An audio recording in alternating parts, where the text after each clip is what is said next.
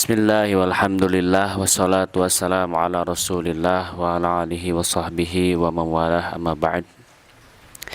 Alhamdulillah di sesi kedua sudah tiba. Meskipun ujian ngantuk selalu menggoda, datang menghampiri gitu kan. Tetapi tidak apa-apa, ujian ini tidak seberapa daripada ujian di luar sana. Di tengah memang Rusia sedang menginvasi Ukraina, di tengah harga BBM terus naik, di tengah juga ya mie goreng gitu kan, di tengah sedang terjadi hiruk pikuk diskon gede-gedean Shopee Food kan dan Shopee dan sebagainya, kita alhamdulillah gitu kan, ujiannya hanya tergoda oleh ngantuk saja gitu. Alhamdulillah sudah hadir di tengah-tengah kita Al-Ustaz Rusdian, di mana sesi kedua ini kita akan membahas kitab Tauhid ya. Kitab yang membahas tentang tauhid gitu kan. Bagaimana kemudian seseorang itu mengenal gitu kan kalimat tauhid ini yang memang ada di sini gitu kan. Kemarin dibahas ada 3 tauhid ini dan sekarang mungkin akan dibahas satu persatu. Panginten Ustaz Natos siap kita tadi gitu kan. Mangga panginten pilih Ustaz Natos cangkel waktu sinareng tempat diaturan.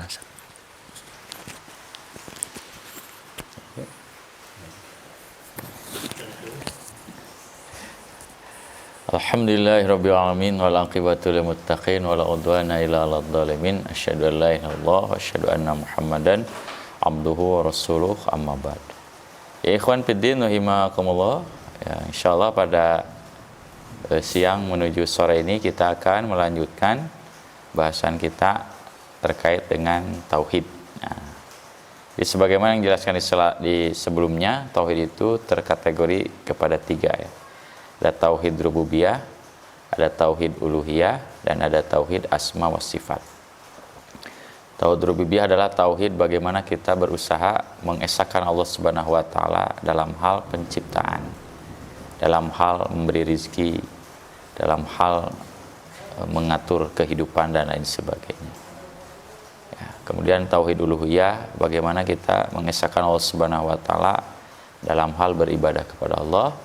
Dan tauhid asma wa sifat, kita berusaha mengesahkan Allah Subhanahu wa taala bahwa Allah memiliki nama-nama dan sifat-sifat yang baik yang sesuai dengan kelayakannya. Nah, dari 3 tauhid ini, maka tauhid yang menjadi dasar dakwah para nabi, para rasul ya, dari awal sampai terakhir rasul kita Nabi Muhammad SAW adalah tauhid uluhiyah.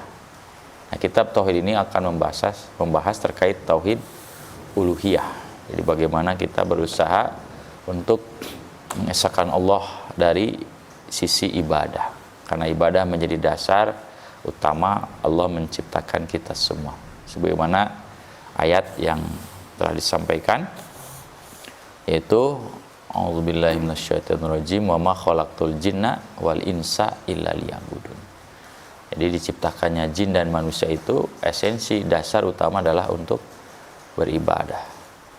Ya, dalam ayat lain bukan untuk bermain-main ya. Ayasabul insanu ayyutraka suda. Apakah manusia mengira bahwa dia akan dibiarkan begitu saja tanpa ada perintah, tanpa ada larangan? Enggak. Ya, makanya ya kita hidup di dunia ini terikat oleh sebuah aturan Allah terutama, baik itu perintah atau larangan, yang intinya adalah sebagai bentuk ibadah kita kepada Allah Subhanahu wa taala ya. Nah, meskipun ikhwan fillah rahimakumullah ya, Allah menyuruh kita agar kita beribadah hanya kepadanya ya, tapi dalam kenyataan, dalam realitanya memang tidak semua makhluk Allah Subhanahu wa taala termasuk kita itu menyembah dan beribadah kepadanya. Justru hanya sebagian kecil lah yang benar-benar taat dan beribadah kepadanya ya. Nah, maka inilah yang disebut takdir atau keputusan Allah yang sesuai dengan syar'i ya. Jadi Allah menginginkan kita untuk taat. Walaupun kenyataannya ya tidak semua taat kepada Allah Subhanahu wa taala. Mungkin ada hikmah tersendiri ya. Karena bagi Allah tidak sulit, sangat mudah untuk membuat semua makhluk ini taat kepadanya. Bagi Allah tidak sulit ya. Tapi mungkin Allah punya kehendak lain, ada hikmah di balik itu. Ya. Ikhwan fiddin rahimani wa rahimakumullah ya. Nah, sekarang kita insyaallah beralih pada dalil kedua. Ya. Bagaimana tauhid uluhiyah ini harus benar-benar ya, dilaksanakan dan dipelihara. Nah, dalil yang kedua ini terkandung dalam surat An-Nahl ya. Surat ke-16 ayat ke-36 di mana Allah Subhanahu wa taala berfirman, "Walaqad ba'asna fi kulli ummatin rasulan an i'budullaha wajtanibut taghut." Dan sesungguhnya ba'asna, kami telah mengutus fi kulli ummatin rasulan, pada setiap umat itu ada rasulnya. Ya, setiap generasi, setiap masa, setiap kelompok dulu itu ada rasulnya. Ditutup dengan Nabi kita Nabi Muhammad alaihissalam. Jadi semenjak Adam sampai Rasulullah itu pasti ya ada seorang rasul, seorang nabi yang Allah utus di tempat itu. Nah, tujuannya untuk apa? Tujuannya ya satu, anibudullah, agar benar-benar mereka bisa beribadah kepada Allah. Jadi umat yang diutus ini agar bisa-bisa ibadahnya hanya kepada Allah. Nah, jadi ini ada perintah. Nah, jadi perintah Allah kepada Rasul yang diutus itu adalah menyuruh agar umatnya itu beribadahnya hanya kepada Allah. Nah, inilah tauhid uluhiyah. Nah, jadi tauhid uluhiyah ini memang harus diajarkan, ya, harus diperintahkan. Ya, tidak berbeda dengan tauhid rububiyah, karena tauhid rububiyah itu secara fitrah manusia mengakui akan keberadaan Allah, Allah sebagai pencipta alam semesta. Tapi terkait bagaimana kita menyembah Allah, cara kita beribadah kepadanya, bagaimana kita tidak boleh menyekutukan Allah, nah ini perlu sebuah aturan, sebuah pedoman. Ya, maka turunlah Rasul, turunlah Nabi. Kemudian wajtanibut taghut, dan hendaklah ya kalian menjauhi taghut. Nah, jadi ini perintah cuma bentuknya larangan ya. Jauhilah taghut. Itu juga perintah, cuma perintah untuk menjauhi. Ya. Jadi meninggalkan itu adalah perintah. Perintah itu ada dua, ada yang melakukan, ada yang meninggalkan. Makanlah makanan ini, perintah kan untuk dilakukan. Ya, tinggalkanlah minuman ini, perintah, cuma perintahnya larangan. Ini pun sama. Ya, kita disuruh beribadah kepada Allah. Ya. Nah, jadi tidak cukup beribadah kepada Allah, tapi kita pun diperintah untuk menjauhi taghut ya. Nah, taghut ini nanti dijelaskan itu adalah sesuatu yang diagungkan atau disembah selain Allah. Nah, itu. Jadi sesuatu yang disembah selain Allah itu namanya taghut gitu ya. Jadi kebalikan dari Allah adalah taghut. Ya, karena kenyataannya ada orang yang beribadah kepada Allah, tapi ada juga selain beribadah kepada Allah, dia beribadah kepada selain Allah atau disebut taghut. Nah, itu nggak boleh. Jadi harus satu ya. Beribadah kepada Allah, dan ini tinggalkan ya. Bahasanya adalah tinggalkan itu ya. Bahkan tinggalkannya jauhi. Jauhi itu. Nah, jadi ini jelas ya, dasar jadi dalil bahwa ya tauhid uluhiyah. Nah, ini adalah esensi ya dari dakwah para nabi, para rasul. Jadi dakwah para nabi, para rasul itu adalah esensinya tadi mentauhidkan Allah. Nah, cara mentauhidkan Allah ya hanya Allah yang disembah. Tidak boleh selain Allah. Ketika orang taat kepada Allah, menyembah Allah, tapi menyembah selain Allah, percaya ada kemampuan, kekuatan selain Allah, itu bukan tauhid. Berarti itu menduakan Allah. Ada keyakinan selain Allah. Jadi makanya di sini banyak para ulama yang menafsirkan togut, ya. Walaupun secara bahasa togo, ya, tugian, ya, togo, ya. Di kita ada toge, ya. Nah, wallahualam ini toge, ya. Dari togut gitu. Nah, togo ini artinya mujawazatul had, jadi melampaui batas dari kadar yang ditentukan. Air ketika naik dari kadar yang ditentukan itu togo, maka bisa diartikan banjir. Jadi banjir itu kadarnya kan di atas kebiasaan. Jadi ketika air naik dari kadar biasanya itu togo. Nah, Firaun itu kan oleh Al-Quran disebut togo. Idhab ila fir'auna innahu togo, karena dia melampaui batas. Apa sikap melampaui batasnya? Dia menganggap menganggap dirinya, memposisikan dirinya sebagai Tuhan. Ya. Padahal sebenarnya sifat-sifat ketuhanan tidak ada dalam diri manusia, terutama Firaun. Ya, Tuhan itu tidak boleh membutuhkan yang lain. Itu sifat Tuhan itu tidak boleh butuh kepada yang lain. Jadi Firaun sendiri kan banyak membutuhkan yang lain, bahkan merasa takut. Ya, namanya Tuhan takut. Ya, sifat ketuhanan itu tidak boleh ada rasa takut, harus ditakut.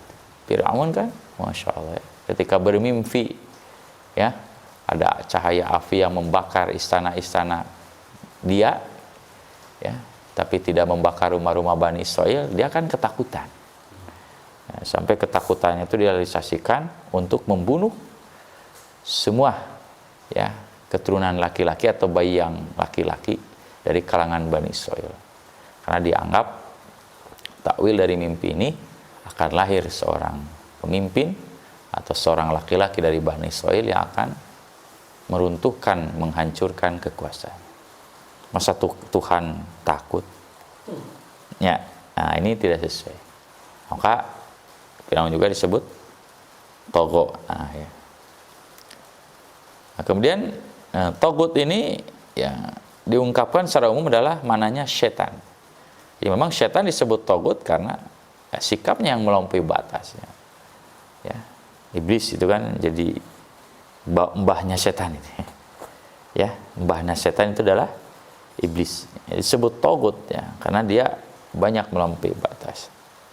Nah, nanti yang sesuai dengan ya, sikap dan perbuatan setan disebut togut. Makanya ada yang mengatakan togut juga disebut as-sahir. Tukang sahir, tukang sihir itu adalah togut. Para dukun atau pejabat, ya, para hakim yang menentukan hukumnya bukan dasar pada keputusan Allah disebut togut. Nah, jadi kata Imam Ibnu Qayyim ya, bisa ditafsirkan kullu ma tajawaza bihil abdu haddahu, segala sesuatu yang melampaui batas, melampaui batasan. Jadi setiap perkara yang melampaui batasan, ya, seorang hamba yang melampaui batasannya, baik itu yang disembah, yang diikuti, yang ditaati, maka itu disebut ya, togut. Ya. Ya, yang diikuti misalnya ulama, ya, ditaati, itu disebut togut kalau memang perintahnya melampaui batasan, artinya tidak sesuai dengan syariat Allah. Banyakkan di kita ya yang mengatasnamakan agama Islam gitu kan.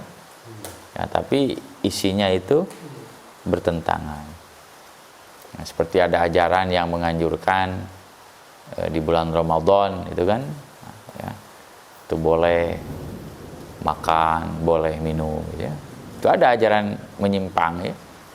Jadi tidak wajib saum kan ya. Ya. Nah, ini kan ya, sangat bertentangan dengan nilai-nilai Islam ya. Atau sebuah ajarannya tidak ada contoh dari Nabi sallallahu alaihi wasallam. Atau min muto' itu yang ditaati pemimpin, pejabat. Kalau isi perintahnya bertentangan, nah maka itu disebut tagut ya. Atau ma'bud, yang diibadahi, yang disembah, yang diagungkan ya. Ya, banyak bentuknya ya. Nah, intinya baik itu dari jin-jinnya gitu kan. Ini semuanya bangsa jin sebenarnya oknumnya itu kan. Ya, tempat-tempat yang dikeramatkan dan lain sebagainya. Itu disebut tagut.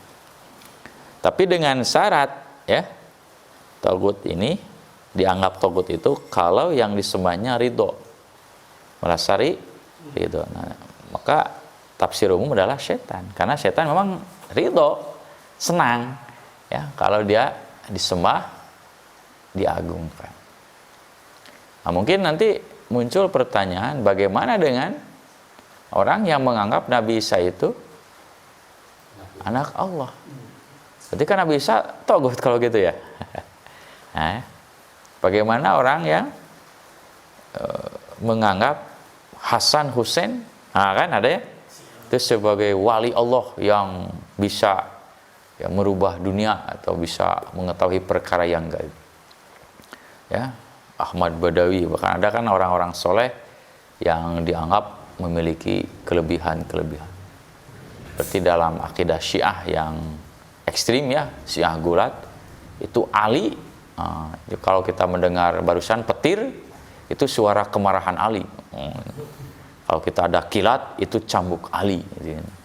Nanti di akhir zaman Ali akan dibangkitkan kembali, akan hadir. Kemudian Abu Bakar, Umar akan dibangkitkan untuk membalas dendam. Ya, karena Umar, Abu Bakar, Utsman pernah mendolimi Ali, merampas kepemimpinan Ali. Nanti di akhir zaman, Ali akan turun ke bumi. Abu Bakar akan dibangkitkan dan akan dihukum. Nah, kan? Nah, apakah ini disebut tagut? Nah, karena sahabat Ali, baik Hasan, Husain ataupun siapapun orangnya, tidak merasa ridho kan, dia diperlakukan seperti itu, maka dia tidak dikategorikan tagut.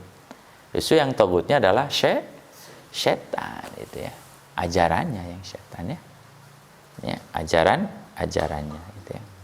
Ini kalau misalnya kita suatu saat nanti, ya Allah alam ya, misalnya diagungkan oleh generasi berikut gitu kan, karena mungkin propaganda inilah ya, media atau cerita-cerita dari masa ke masa kan, itu kan yang membuat orang mengagungkan itu karena ada propaganda cerita atau media yang sebenarnya belum tentu kenyataannya seperti itu ya. Konon katanya Sunan, para Sunan dulu ya, yang penyebar agama Islam di kita, Sunan Kalijaga kan ya, itu bisa bisa masuk ke dalam liang lahat ya, bisa mengejar ke langit gitu ya, untuk mengejar Syekh Siti Jenar ya, bisa tidak makan selama 7 tahun 8 tahun ya, tafa gitu kan.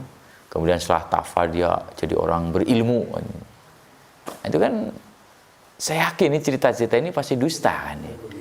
Ya, realitanya nggak seperti itu. Ya, menyentuh sebuah pohon kan ya. Ya, asalnya pohon kemudian disentuh jadi emas gitu kan. Nah, ini kan cerita-cerita yang pasti dusta. Ya, kemudian orang menganggap sebuah akhirnya diagungkan. Ya, padahal pelakunya tidak seperti itu. Nah, maka inilah ya, tentu bukan orang solehnya sebenarnya, tapi ya tadi upaya-upaya dari setan ya, menyebarkan berita-berita dusta. Karena orang kalau kita perhatikan ya, di saat dia hidup ya, dengan di saat dia mati, itu biasanya lebih hebat atau memiliki keistimewaan ketika dia mati. Kalau di masa hidup kan biasa-biasa orang ya, tidak ada aneh-aneh gitu ceritanya ya, standar lah. Tapi ketika dia mati beberapa tahun kemudian, kok jadi punya sikap-sikap, perbuatan-perbuatan yang hebat-hebat. Nah, inilah ya, bahayanya tentang ya, cerita ya, berita ya. Banyak kan orang-orang barat menghancurkan dunia Islam atau umat Islam itu melalui cerita ya, story, cerita-cerita yang dusta, yang tidak ada realita dan kenyataannya.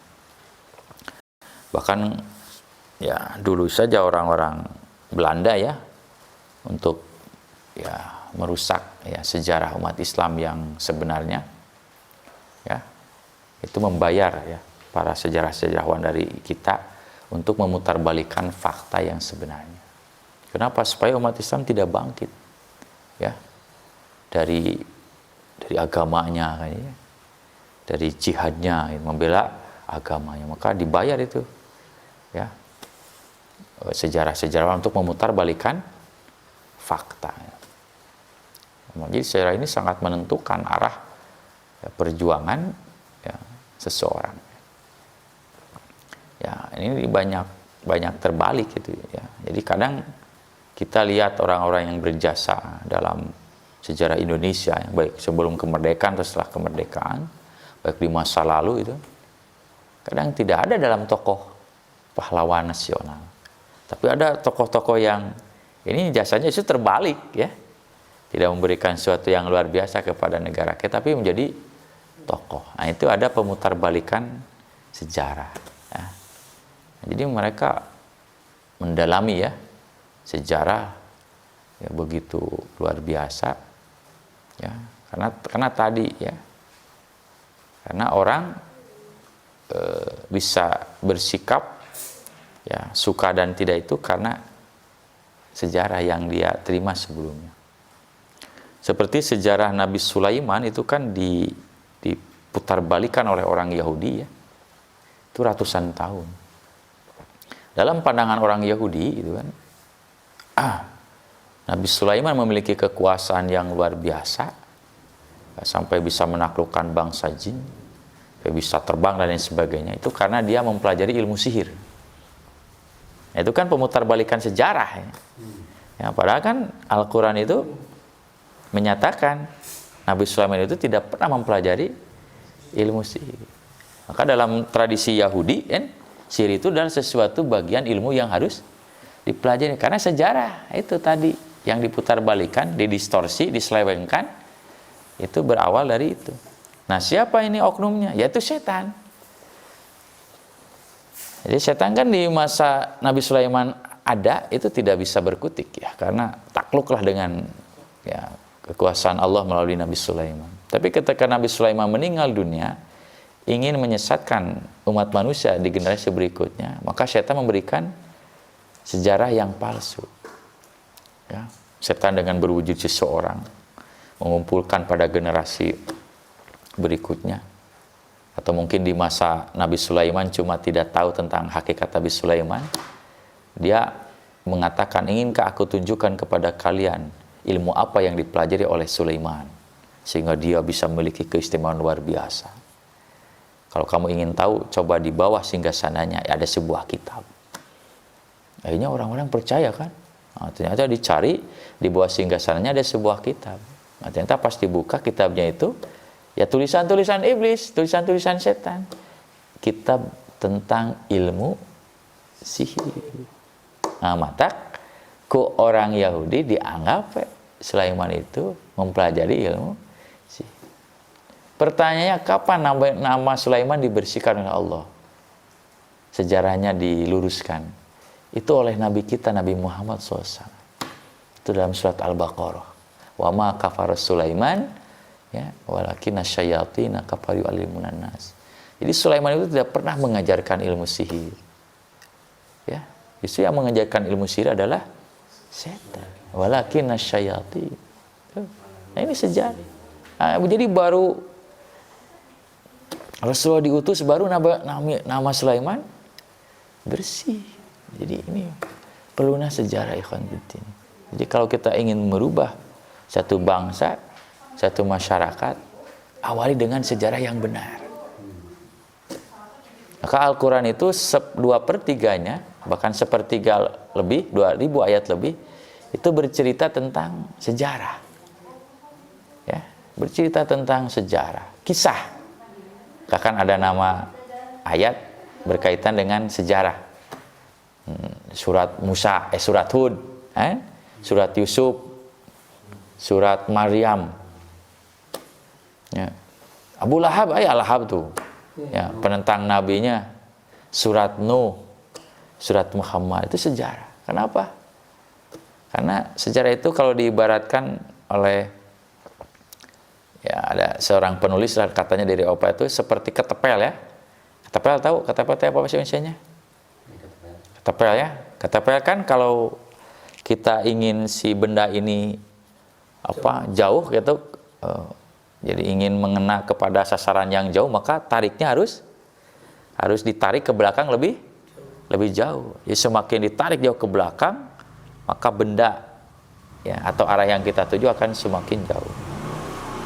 Jadi artinya kalau kita ingin menggapai masa depan gitu kan, ingin dikuasai oleh kita harus menarik ke belakang. Harus lihat sejarah. Nah, gitu. Maka Al-Quran kenapa? Al-Quran perhatian kepada sejarah. Rasulullah sering mengisahkan umat-umat masa lalu. Itu banyak Rasulullah bercerita. Ya, baik tentang masalah kesolehan, amalia, itu kan. Itu sering lah. Ada 3 orang yang pernah kan masuk gua, kayaknya ada lagi orang yang membeli rumah, menemukan emas, itu kan macam-macam gitu kan.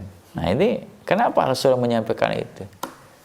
Ya, bahkan dalam surat Al-Kahfi semuanya sejarah. Ya, Kahfi itu banyak sejarah. Ya, sejarah Ashabul Kahfi, sejarah Nabi Musa dengan Khidir, bahkan sejarah Dzulqarnain. Ya, jadi itulah ikhwan fiddin rahimani wa rahimakumullah. Nah, semua ya yang terjadi ya di zaman sekarang berupa ya banyakkan orang pengagungan kepada orang-orang soleh di kuburan-kuburan. Nah, itu kan banyak cerita. Itu saya yakin ceritanya semuanya palsu ya. Palsu ikhwan fiddin.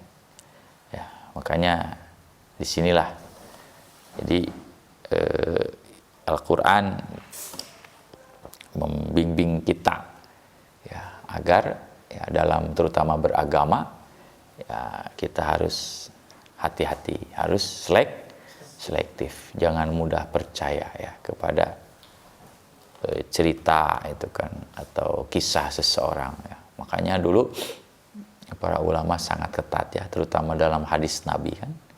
Dan mereka memberikan syarat-syarat ya. Ada kaidahnya, ada aturannya. Ya.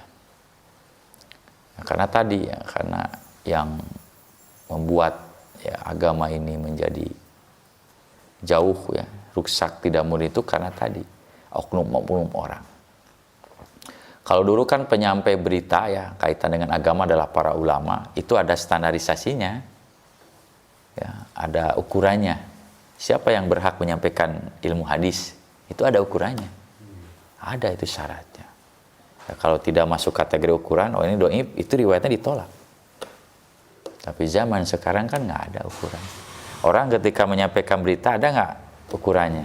Wartawan saja kan sebagai penyampai berita. Itu kan nggak ada standarnya. Apakah dia orang cerdas, dia orang adil, orang soleh, nggak. Apalagi sekarang semua masyarakat itu menjadi wartawan. Dulu kan sebelum ada HP, sebelum ada digital, medsos, itu kan yang menyampaikan berita itu tugas wartawan kan? Ya. Tapi kalau sekarang yang menyampaikan berita itu bukan wartawan lagi, kita. Jadi kita sekarang sudah mengambil alih tugas wartawan. Kita nerima berita dari siapa, teu apal teh pokona mah aya share-nya. Rada genah ya. Kirim deui, bere komentar. Ya.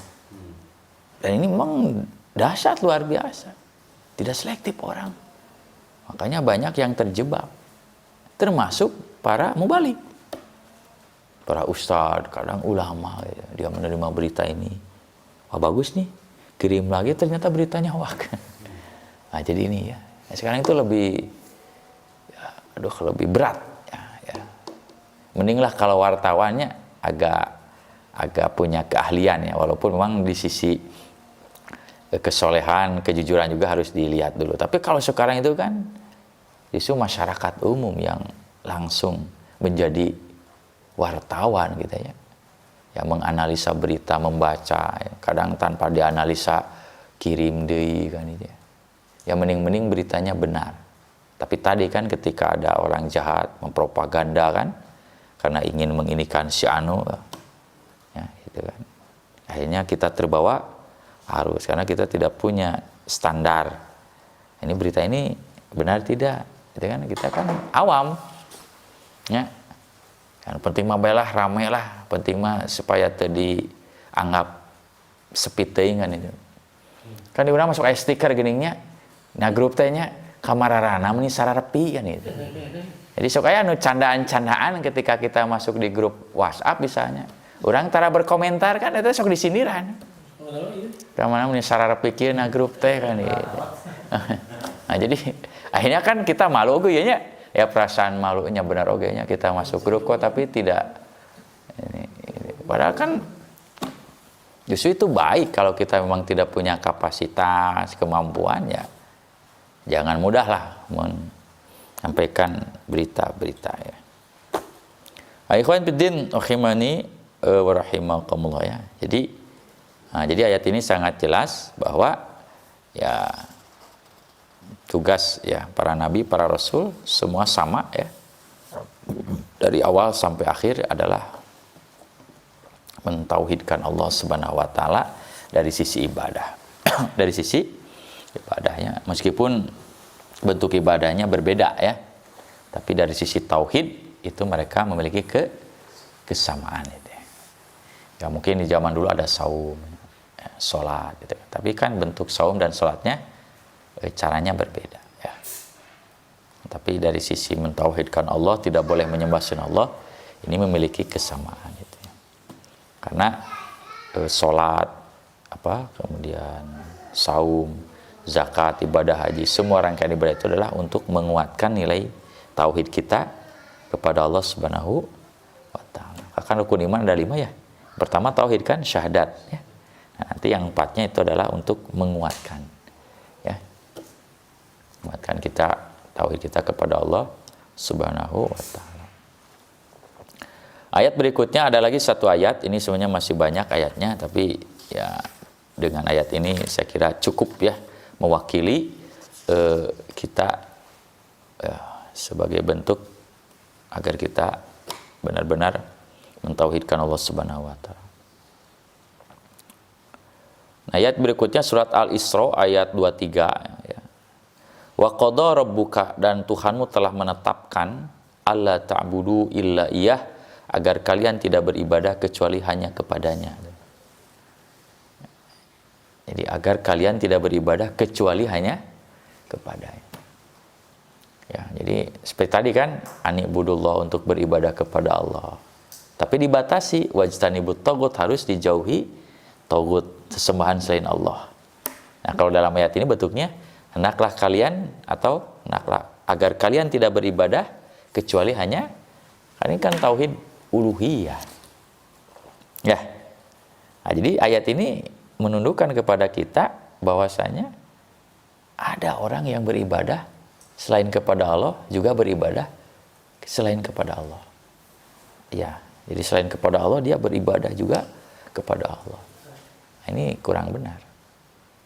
Ya, jadi di sini wa qadha rabbuka alla ta'budu illa iyyah. Kemudian disandingkan wabil walidaini ihsan, dan hendaklah berbuat baik kepada kedua.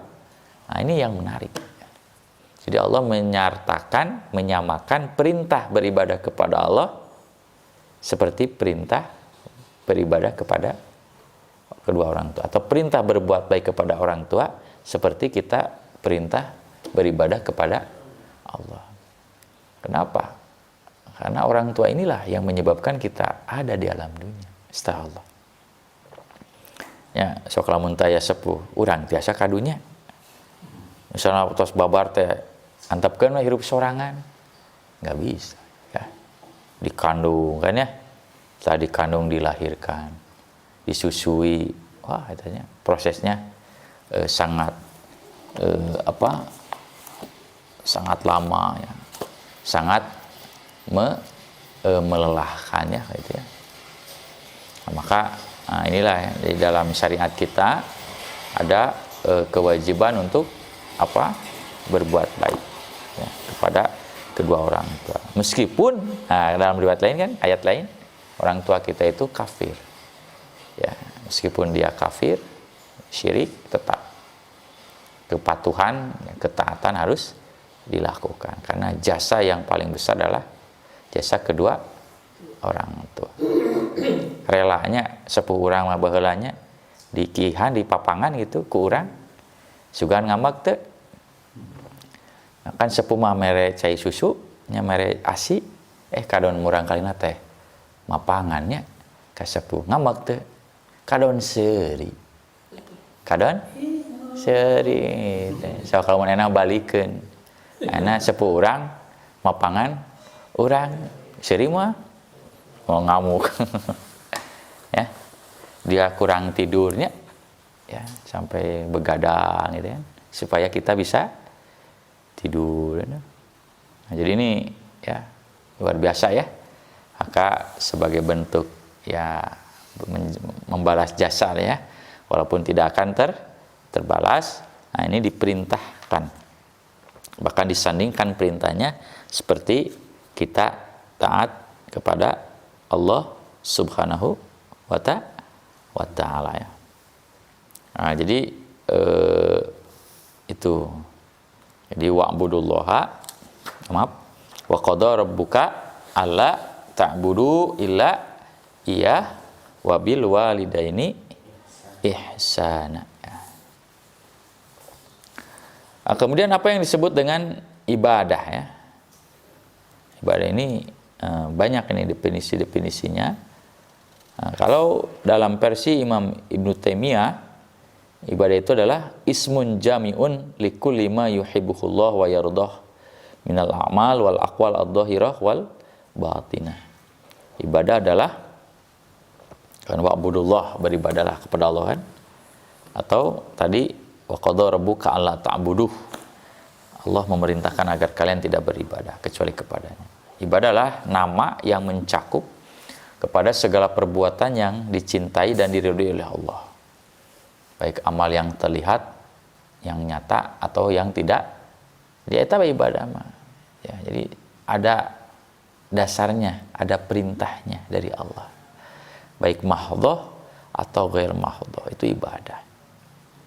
Jadi ya, senyum pun kan ibadah karena membuat Allah senang. Ya, kenapa senang ya? Karena manusia kalau bertemu dengan orang yang senyum-senyum ya, itu kan tanda berarti dia gembira melihat kita. Bahkan mengambil kotoran, ya, mengambil sampah, menyingkirkan duri di jalan itu pun termasuk ibadah. Jadi ibadah itu maknanya luas ya.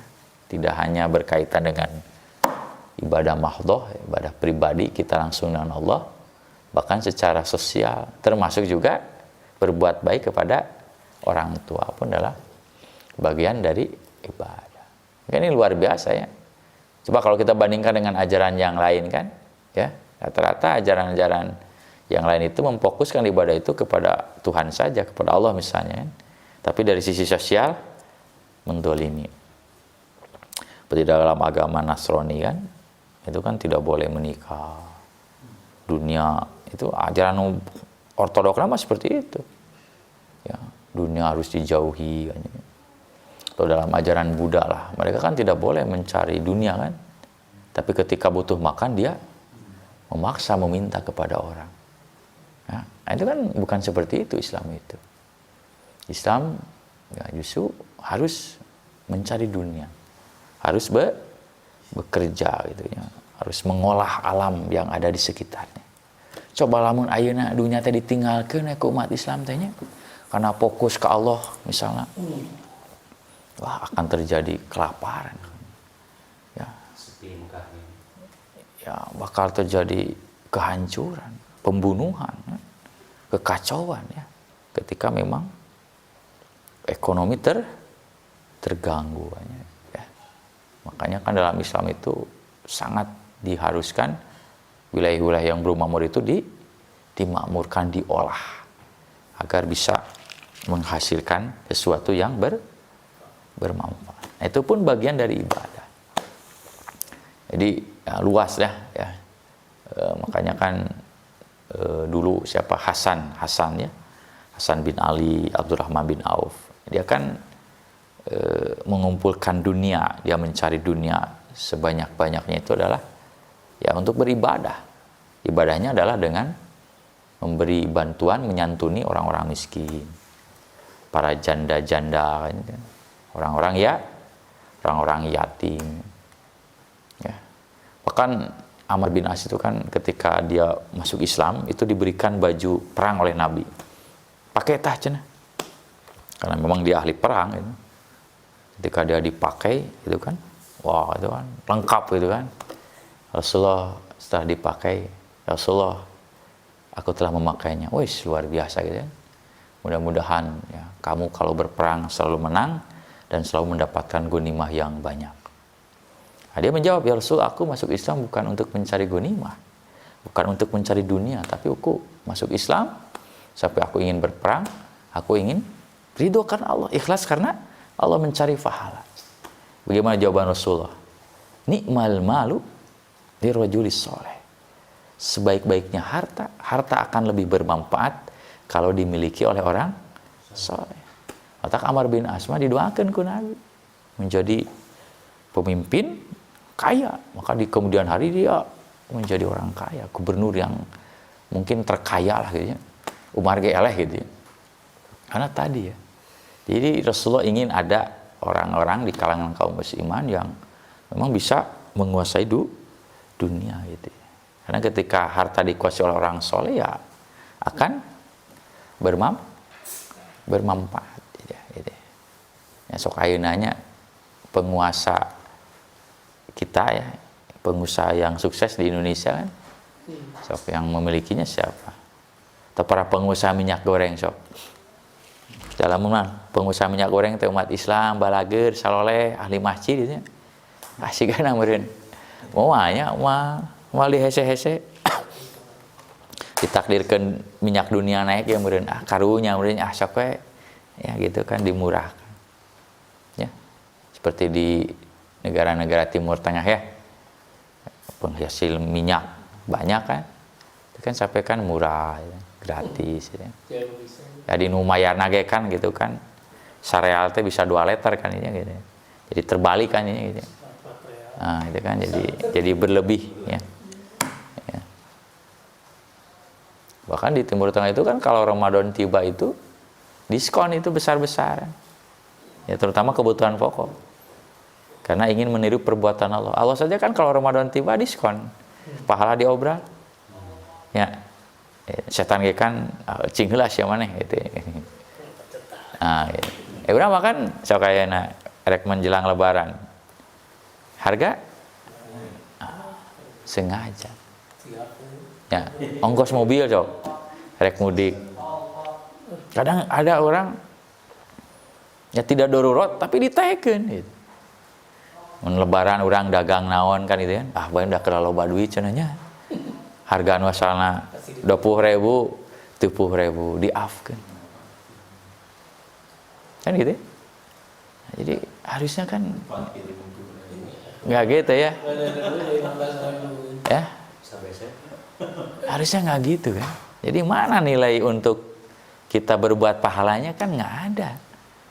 Plus sama duniawi artinya. Keuntungannya sebatas dunia. Nah inilah barangkali ikhwan fillah. Ya perlunya tadi ya dunia itu ya dimiliki oleh umat Islam itu ya. Dan itu sudah menjadi ketentuan dari Allah Subhanahu Wa Taala melalui agama ini, agama Islam aturannya, pedomannya Quran dan Sunnah yang akan menguasai menaklukkan dunia ya. Maka di akhir zaman kan banyak hadis-hadis.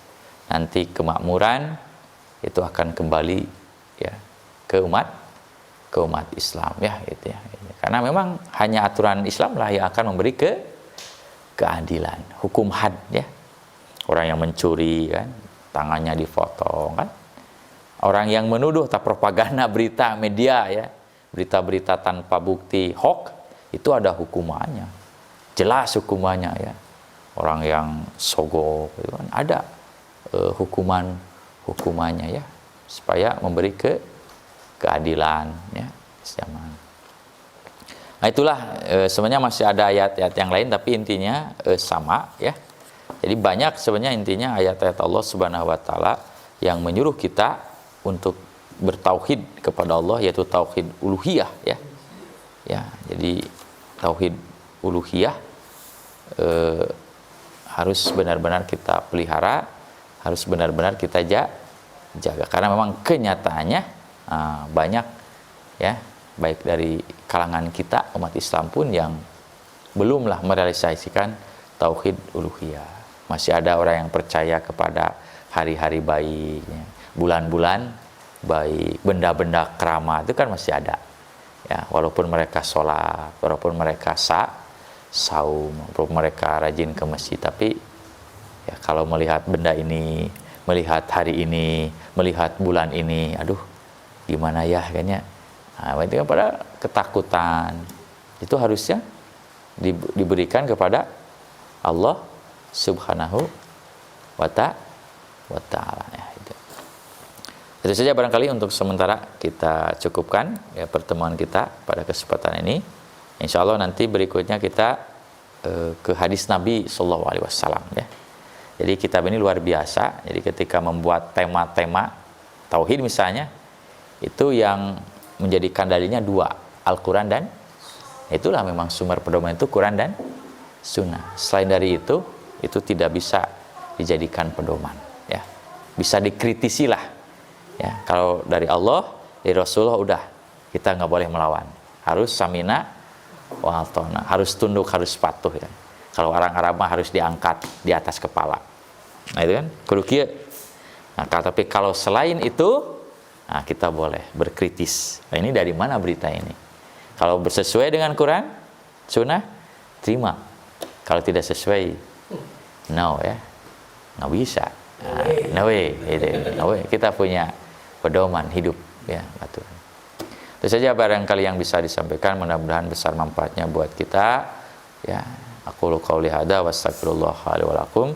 Assalamualaikum warahmatullahi wabarakatuh.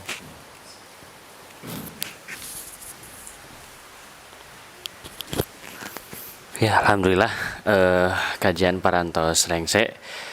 Panginten sekarang kita lanjut saja sesi tanya jawab sedikit. Tanya jawab mengenai tentang nilai-nilai tauhid ya, yang tadi tauhid uluhiyah ya. Mangga Pak Haji ya. Ada yang gini ya, ada satu gambar di rumah, gambarnya yang memang halus ya, itu, tapi kita tidak menyembahnya gitu. Ya hanya sekedar pajangan atau apa. Itu gimana sebaiknya sih? Memang dimusnahkan saja, ada yang memang menganggap musnahkan saja. Ya. Tapi dengan ada foto orang tua aja musnah tidak boleh. Ada yang beranggapan seperti itu memelihara tauhid. Jadi kita kalau seperti yang ada, kita tidak menyembah misalkan orang tua, tidak hanya sekedar pajangan. Tak itu penten aya foto makhluk cenah di bumi, entah itu foto keluarga, foto kuda biasa namanya, atau tapi foto non wae, tapi tidak berniat untuk disembah, hanya sebatas hiasan panginten figura. Mangga San. Ya, terkait dengan dengan gambar ya. Nah, dengan gambar atau sekarang dengan digital itu dengan foto ya. Nah, ini terjadi ikhtilaf di kalangan para ulama, ada yang tegas, keras, ekstrim, itu sampai foto saja nggak boleh. Ada yang mengharamkan di foto pun nggak boleh, karena itu terkategori kita menggambar makhluk Allah Subhanahu wa taala ya. Tapi sebenarnya tadi ya, jadi disebut tauhid itu adalah segala upaya untuk mengagungkan ya gitu ya. Jadi yang terlarang itu adalah mengagungkannya ya. Ya, jadi gambar-gambar seperti foto ya, keluarga, apalagi orang tua ya, yang wajar-wajar, itu saya kira enggak apa-apa ya, enggak terlarang ya gitu. Ya, karena itu adalah hanya sebuah gambar ya, dan kenangan untuk mengingat kejadian di masa lalu ya. Tapi kalau gambar, kemudian setiap gambar ada foto ya, kita menganggap foto ini memberi berkah nih, manfaat ya, kalau dagang jadi lancar gitu kan.